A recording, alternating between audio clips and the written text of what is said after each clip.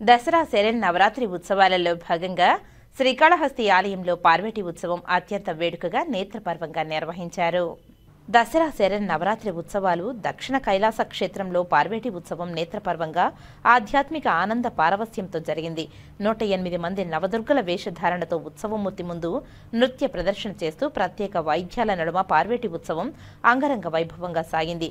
స్వామి అమ్మవార్లు పురవిహారం చేస్తూ ఆహ్లాదకర ఆధ్యాత్మిక వాతావరణంలో సేద తీరుతూ భక్తులను అనుగ్రహించారు.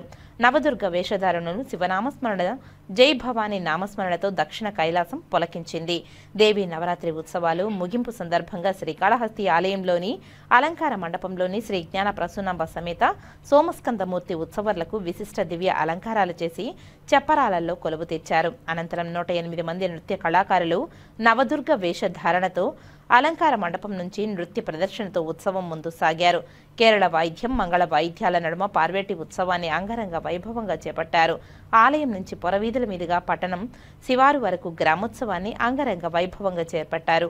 నవదుర్గ వేషధారణ ఉత్సవం ముందు నృత్య ప్రదర్శన చేస్తూ అడుగడుగున దేవదేవుని శక్తి స్వరూపిణి జగన్మాత శ్రీ జ్ఞాన ప్రసూనాంబికా దేవికి నీరాజనం పడుతూ ముందుకు సాగారు. స్వామి అమ్మవార్లు పురవిహారం చేస్తూ చల్లటి ఆధ్యాత్మిక వాతావరణంలో సేద తీరుతూ భక్తులను అనుగ్రహించారు. ఈ విశేష ఉత్సవంలో ఆలయ ఈవో బాపిరెడ్డి, ఆలయ సిబ్బంది పాల్గొన్నారు.